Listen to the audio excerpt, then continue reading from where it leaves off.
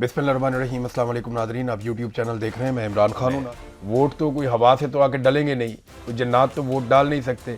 हाँ, ये ज़रूर है कि वो जन्नात से फार्म 47 जारी करवा देते हैं और जाली फार्म 47 के ऊपर अपने उम्मीदवार को जितवा देते हैं, लेकिन जो रियल वोट हैं या वोटर्स हैं, उनकी कतारें हैं, लोगों का जो जोशो खरोश है, वो कैसे बताएंगे।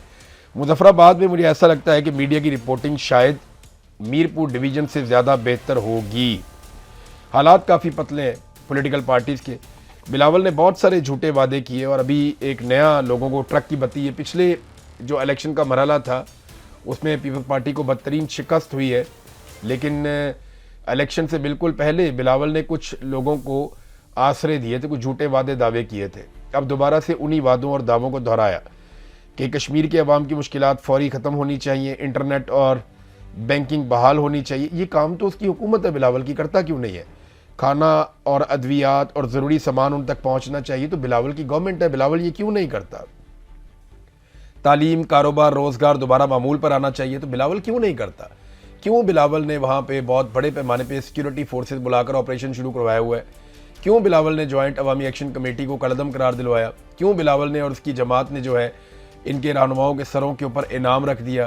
क्यों बिलावल और उसकी जमात ने जो है वो इतना घिनौना ऑपरेशन भी किया और ये सारी ये हरकतें तो इनकी अपनी हुकूमत कर रही है और वफाकी हुकूमत इनका साथ दे रही है। आज़ाद कश्मीर असम्बली सच और मफामत के कमीशन के क़याम के हवाले से करारदाद मंजूर कर चुकी है। तो ये बिलावल ने कहा जी हम मफामत करना चाहते हैं, सच्चाई सामने लाना चाहते हैं, हम कमीशन बनाना चाहते हैं, लेकिन साथ ही साथ वो लाशें भी गिराते चले जा रहे हैं। अब उसने कहा जी कि एहतजाज और कार्रवाई का सिलसिला फ़ौरन मुअत्तल हो। ट्रुथ एंड रिकन्सिलिएशन कमीशन से कुछ भी नहीं छुपाया जाएगा, हर मुतासरा ख़ानदान को इंसाफ मिलेगा और यही कश्मीर में अमन का रास्ता है। अगर आप सब इत्तफाक करते हैं 2 अगस्त को यानी आज के दिन में तीर पर मोहर लगाएं। ये बिलावल ने स्टेटमेंट जारी कर दिया। यानी सिर्फ वोट चाहिए और कुछ नहीं चाहिए इसे, तो वोट के लिए बिलावल का ये स्टेटमेंट है जो मैंने आपके सामने रख दिया। डीजी ISPR ने कश्मीर के बारे में जो बातें की थी, अब कश्मीरी रहनुमाओं की जानिब से उसके ऊपर जवाब आ रहे हैं। जॉइंट अवामी एक्शन कमेटी के उमर नज़ीर कश्मीरी ने कुछ चीज़ों पर जवाब दिया। एक तो उन्होंने कहा जी अक़वाम मुत्तहिदा की करारदाद का जो DG ISPR ने हवाला दिया, हम उसकी तारीफ़ करते हैं और उसे खुशाइन करार देते हैं कि अक़वाम मुत्तहिदा की करारदादों के मुताबिक ही जम्मू कश्मीर का मसला पूरा हल किया जाए।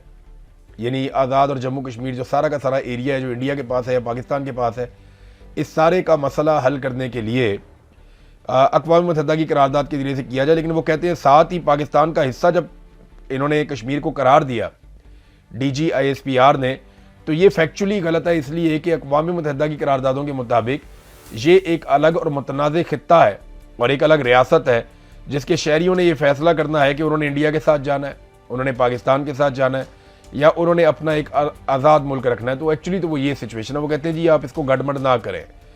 और फिर उन्होंने ये भी कहा कि जो 5 अगस्त 2019 को भारत ने बदतरीन हालात पैदा किए थे मकबूजा कश्मीर में, गुज़िश्ता 2 माह से आज़ाद कश्मीर में जो हालात पैदा किए गए वो भारत के पैदा करदा हालात से भी ज़्यादा बदतर हैं। आप कहते हैं जी कि लाडला बच्चा है आज़ाद कश्मीर। उन्होंने कहा जी आज़ाद कश्मीर एक अलग रियासत है, हमारा कोई बाप नहीं है, तो हम किसी के लाडले बच्चे नहीं हैं। ये आज़ाद कश्मीर के अवाम तय करेंगे कि उन्होंने पाकिस्तान के साथ इल्हाक करना है या नहीं। अगर वो ये इल्हाक करते हैं तो हमें उसमें बड़ी खुशी होगी, हम अवाम की खुशी में खुश रहेंगे। फिर नाज़रीन किसी को इसके ऊपर बात भी नहीं करने देते। DG ISPR जो है उन्होंने अपनी प्रेस ब्रीफिंग तो दे दी, लेकिन पाकिस्तान के मीडिया को बाउंड भी कर दिया जाता है, मीडिया बेचारा बात ही नहीं कर सकता। अब तलत हुसैन ज़दा साहब ये हमेशा से जर्नैलों के बड़ा करीब रहा, एस्टेब्लिशमेंट के। ये परवेज़ मुशर्रफ के दौर में भी बड़ी अच्छी अच्छी जगहों पे रहा और हर दौर में ये जर्नैलों के या एस्टेब्लिशमेंट की गुड बुक के अंदर रहा। तलत हुसैन जब भी ज़्यादा ताल्लुकात जो तलत हुसैन ने बनाए अपनी लाइफ में वो जर्नैलों के साथ बनाए और फिर जर्नैलों की फेवरेट जमात PMLN के साथ भी तलत हुसैन ने अच्छे ताल्लुकात बनाए। इमरान खान का ये हमेशा से बुग़्ज़ में मुब्तला रहा और हमेशा से इमरान खान का दुश्मन रहा।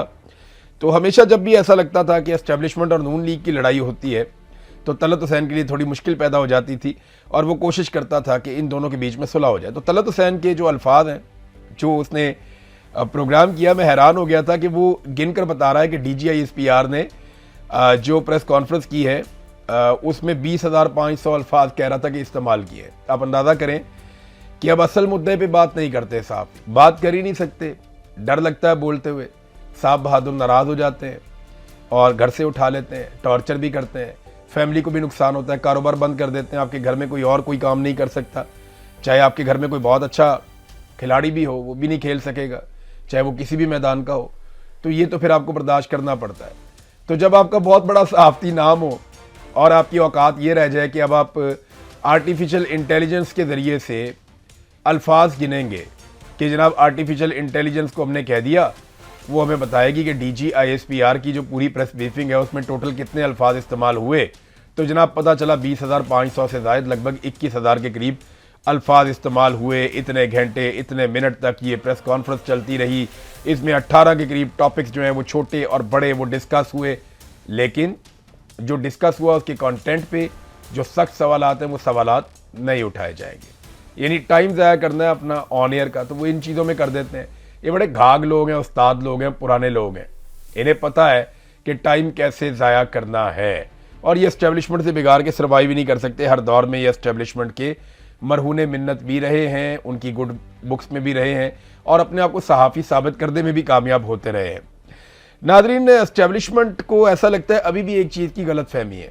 اس پہ نا بہت سارے ہمارے دوست ہیں, جرنلسٹ, بہت سارے تجزیہ کار, وہ لگاتار یہ بتا رہے ہیں کہ عاصم منیر اس سسٹم کی جگہ ایک نیا سسٹم لے کر آنا چاہتے ہیں. اب ملٹری اسٹیبلشمنٹ اس غلط فہمی کا شکار ہے کہ ہم تو بڑے مقبول ہیں, لیکن یہ جو پولیٹیکل پارٹیز جن کا ہم نے ساتھ دیا ان کی وجہ سے ہم غیر مقبول ہو گئے. یہ وقت چلا گیا, یہ 2022 کی بات ہے جب ملٹری اسٹیبلشمنٹ نے یہ فیصلہ کیا کہ وہ نواز شریف کو اور زرداری کو سپورٹ کریں گے. تو اس وقت پاکستانی ملٹری اسٹیبلشمنٹ کے یا جرنیلوں کے اس لیے خلاف ہو گئے کہ یار آپ ایسے نالائکوں کو, نکموں کو اور چوروں اور ڈاکوؤں کو آپ سپورٹ کرنے جا رہے ہیں. تو کیونکہ آپ ان کو سپورٹ کرنے جا رہے ہیں اس لیے لوگ ان سے ناراض ہو گئے اور ان کی مقبولیت میں کافی کمی آئی. لیکن اب پلوں کے نیچے سے بہت پانی نکل گیا.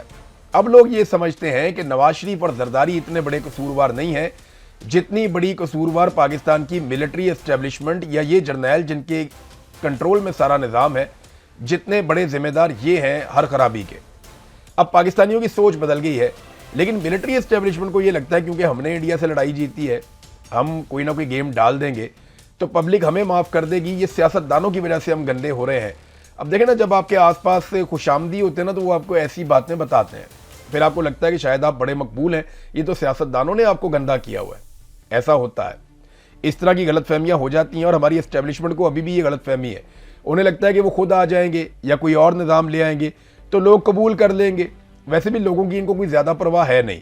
تو محسن نقوی نے جو تاجروں کو پیغام دیا, محسن نقوی کے ذریعے سے ایکچولی وہ پیغام عاصم منیر صاحب کا ہی تھا, وہ جو دیا گیا تاجروں کو, تو انہوں نے اپنی انٹینٹ شو کی ہے. اب تک کے لیے اتنا ہی, اپنا خیال رکھیے گا, اپنے اس چینل کا بھی. اللہ حافظ.